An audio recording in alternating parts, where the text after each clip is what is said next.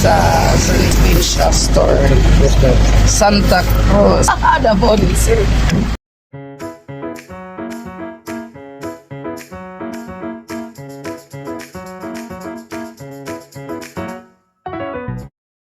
Hi mga kalaag, welcome back. So today will be our day 2 sa aming laag at nandito kami nag-book ng hotel sa tapat ng ROXAS Market dahil sabi na anak ko dito daw sila gagala tonight.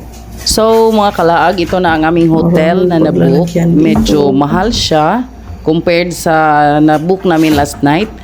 Dito malaki ang mga rooms, ngunit simple lang.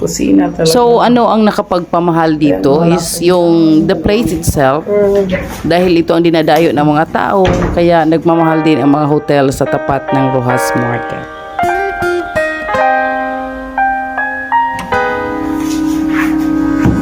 Daydreaming got me thinking that this can all be true.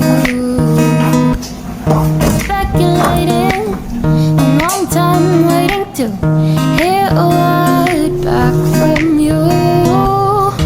Conversations in my head got me conflicted with what you said. I tend to second guess myself, like too much, 'cause I think that I've been falling ever since that day.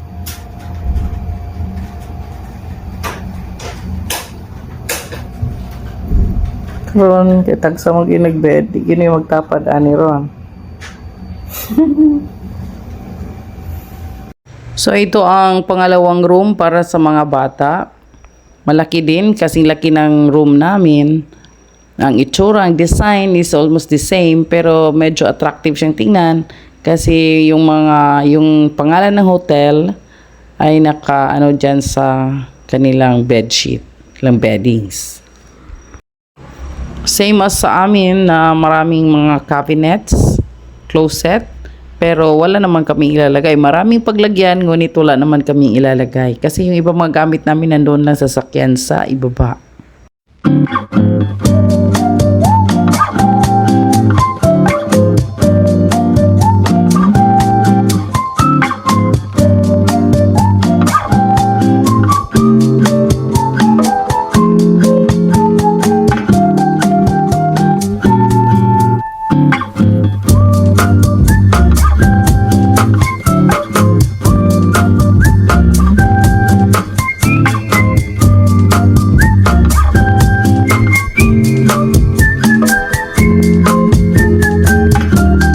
While nag-relax kami saglit dyan sa loob, nagsisimula na ring umulan.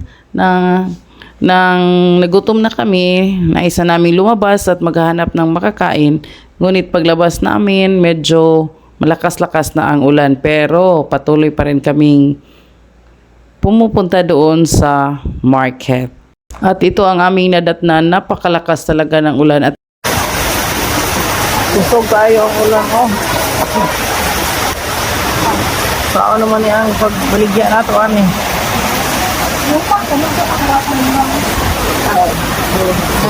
Kabidyo na niya. Nakalisang wa na kusog tayo dito. Ito oh. Hallelujah tayo. Paglo ang upang sir.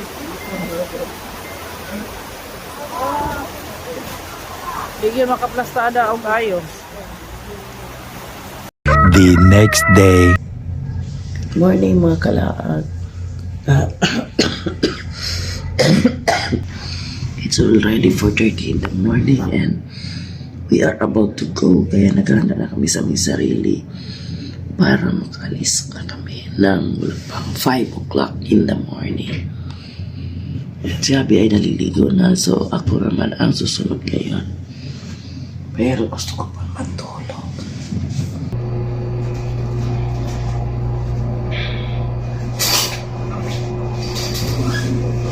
A few moments later.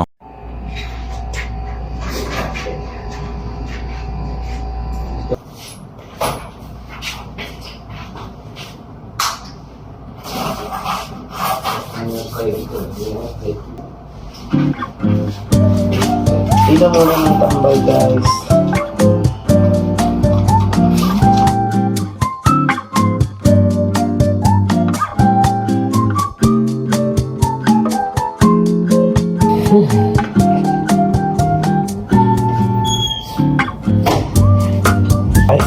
Wala, wala silog ka na. Ang silog ako ng basa. May uga. A few moments later.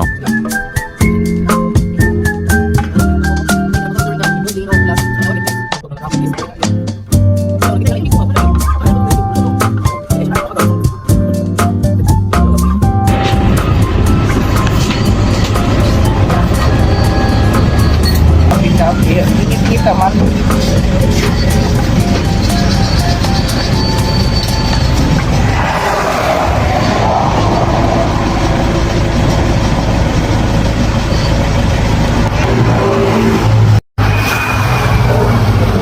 Pasukar na balik na.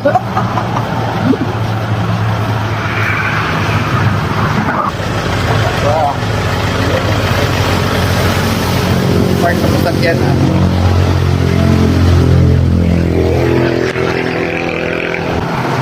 Sarap.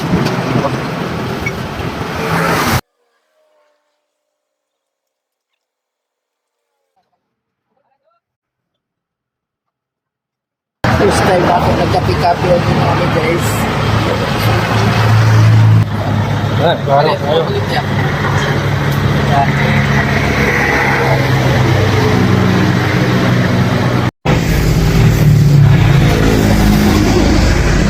Namin sa Max Pincha Store. Santa Cruz, Samdusur. House of Davao sir. Nice kay guys, kay barato ra ang among magasto. Tulog kape ato pa mi sa mahalon. Wa na. Nagapak mo ang more than 500. Mayra day mo pan. First time na ko na kape tug nga na guys. Sige na magbiyahe pero magbalon mo. Karon wa jud mi balon kay kusog kay ulan gabi eh. Wala jud mi igo ra mi nag-take out og makaon sa mga barbecue. Gidala na mo sa hotel. Wala jud mi laing makaon. Gutom na kaayo. Manang hapit mi diri. First time na ko ni try og ingana. Sus dai ahay mo dai kayong kaon-kaon ngana din. Labi pa kay ang binubod guys. Ana tag cheese. Then nag-take out mi isa ka kape. Oh. Diba? Amang gud natulog ang reservahan. Napadyoy daghan din na tama.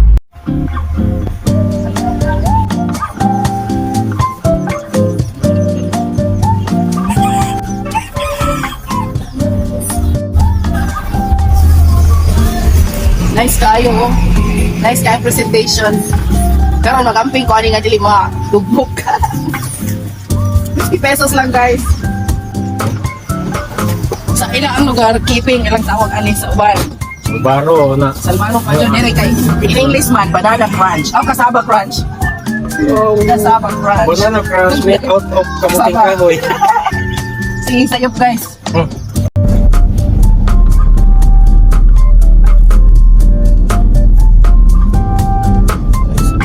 Balik-balik ka mo sa Davao del Sur.